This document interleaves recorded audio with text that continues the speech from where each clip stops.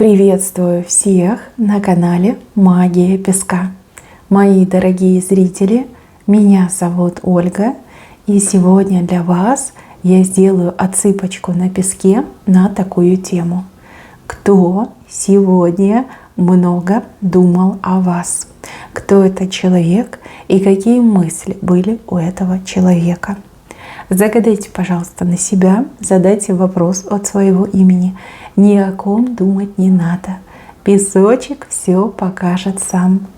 Итак, мои хорошие, настраивайтесь. Я же попрошу высшие силы дать мне возможность ответить на все ваши вопросы и послать для вас только лишь самую важную, нужную и полезную информацию.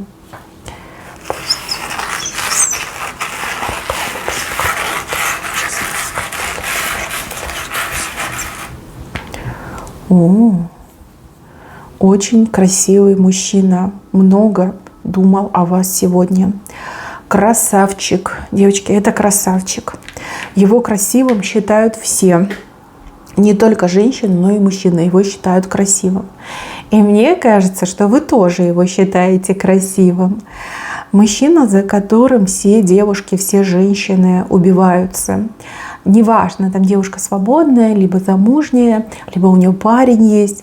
Но вот все при нем прям таять начинают. Но так хорош собой, такой прям и лицом хорош, и телом хорош, и работа хорошая, и прям как с иголочки одет. Красавчик, он красавчик. И знаете, вот знает же, что нравится другим женщинам, но другие женщины его не интересуют, он о них не думает. Он думает только лишь о вас. И, кстати, не только сегодня он о вас думает. Этому мужчине очень хочется над вашей головой расставить такой вот огромный зонтик. Ему хочется вас защитить. А это первые признаки, что этот мужчина в вас влюбляется. Вы точно его знаете. Вспоминайте, кто самый красивый мужчина в вашем окружении. Это он. Ему так хочется вас защитить, ему так хочется вам помочь. Прям сердце на части рвется. И вот мне кажется, что он будет действовать либо в открытую, либо за вашей спиной. Опять же, все зависит от того, вы свободная девушка, либо вы замужняя дама. Если вы замужем, либо у вас парень есть, то он будет действовать за вашей спиной. Прям будет ходить и отбивать вражеские нападки. Будет ходить и защищать. И будет говорить, если вы к этой женщине подойдете, либо попробуете ее обидеть, будете иметь дело со мной. А я за словом в карман не полезу. Либо у меня есть связи, у меня вон руки сильные, получите свое, только попробуйте. Если же вы дама свободная, девушка свободная, то этот мужчина, он вам будет предлагать свою защиту, свое покровительство. Я уж не могу сказать, кто вас обижает и что он так прямо у вас увидел, да, что вы нуждаетесь в помощи. Но вот понимаете, когда у мужчины возникает желание заступиться, защитить женщину, это вот верный признак, что он в нее влюбился. У кого-то отыграется, что прям уже любит по-настоящему и готов на любые жертвы, да, вот лишь бы вас защитить. А у кого-то отыграется, что он влюбляется прямо сейчас, влюбляется именно в вас. Желание над головой открыть зонтик, желание быть таким, знаете, супергероем, суперменом для того, чтобы вас защитить, спасти, закрыть собой, и чтобы вам, мои хорошие, ничего не грозило, и никто вот не смел вас там обижать и даже дурно на вас смотреть, даже дурно думать о вас не смел. Вот такое у него желание, такие были у него мысли. Еще этот мужчина считает, что вы самая невероятная. Тут речь идет даже как не о внешних данных, да? Там, может быть, вы не обладательница идеальной фигуры, либо какой-то там идеальной классической красоты, но вот ему кажется, что вы самая идеальная в плане там сочетания характера, поведения, отношения, энергетики, да, вот вы ему кажетесь очень идеальной. И этот мужчина очень часто вами восхищается, этот мужчина очень часто вас ставит в пример пример другим женщинам, да, может быть, не открыто, может быть, не называя имен, но он ставит вас в пример. То есть как можно быть невероятно привлекательной и красивой, используя, допустим, там какой-нибудь скромный макияж, да, не вот это вырви глаз, либо одеваясь стильно, со вкусом, а не вот это оголение сиси-писи, да, как бы он такой не так плохо, девочки, так плохо. Лучше там стильный костюмчик, там, ну, стильная рубашечка, может, там накидочка, да, он вас ставит в пример. Многие люди уже догадываются и очень сильно ревнуют, особенно женщины очень сильно ревнуют. А вот мужчины, которые догадываются, тоже на вас начинают смотреть другими глазами и думают: о, он такой крутой, он такой красивый, он на нее внимание обратил, значит, в ней что-то есть, что-то, что я, например, там не видела и упускал. То есть у мужчины как бы априори очень хороший вкус, и люди это признают, люди как бы его там в этом наследуют, особенно те, у кого вкуса нет. Вот. И мужчины, которые понимают, о ком он говорит, кого в пример ставят, они тоже на вас начинают обращать внимание. Возможно, у вас уже не один тайный поклонник, а несколько. Но это уже время покажет. Да, думал, и причем, видите, желание накрыть зонтиком, защитить. Очень хочется вас защитить, уберечь от всяких бед и неприятностей. Так, девушки, женщины, у кого есть муж, либо мужчина, который претендует на роль мужа. Видите, вот она, вы красивая стоите, а вот он рядышком с вами находится. Ваш мужчина, либо муж, очень сильно нервничал сегодня по поводу вас, по поводу каких-то своих косяков. Что-то он там такое сделал, либо наоборот не сделал, там обещал и не сделал, либо обещал, но сделал. Да, может, обещал не делать, но сделал. Может быть, где-то ошибся, может быть, где-то там сфилонил, да, вот какие-то косяки у него были. Ему так страшно, что вы узнаете, ему так страшно, что вы там, ну, призовете к ответу, что вы начнете там ругать его. Ему кажется, что он вас, ну как, разочаровал уже, да, и еще один вот промах с его стороны, его просто скажете: пошел вон, ты мне не нужен, иди отсюда. Вот, боится очень сильно, будет вас чем-то отвлекать. Дома сегодня будет вас чем-то отвлекать, переводить стрелки, про кого-то рассказывать, либо куда-то вас там поведет, чтобы вы, не дай бог, там не узнали, не спросили, и чтобы это все было шито и крыто. Как-то мне идет, что он проштрафился, вот какие-то косяки за ним стоят, и он очень боится, что вы узнаете. И вот он очень не хочет скандала, боится скандала, и боится, что вы его прям пошлете. Не знаю, что предупреждали вы его, либо угрожали ему, что вот еще раз там оступишься, либо еще раз что-то такое сделаешь, я тебя брошу. И вот он так запомнил, теперь он этого боится. И вот он думал, как бы ему скрыть, чем бы вас отвлечь, на что переключить ваше внимание, чтобы вы, не дай бог, там ничего не узнали, не прознали и не раскопали. Так, еще о вас сегодня думала женщина. Женщина очень злая. Злая, причем злая от рождения. Эта женщина, будучи еще маленьким ребенком, хочется сказать, в младенчестве, уже была очень злой, очень ревнивой, эгоистичной и такой, знаете, завистливой.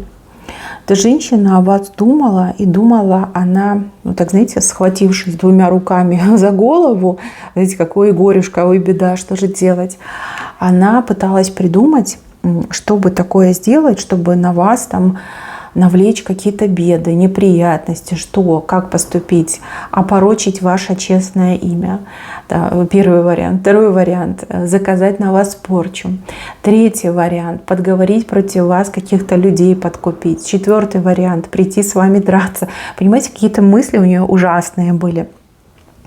И она, понимаете, жизнь свою не живет, она постоянно думает о вас.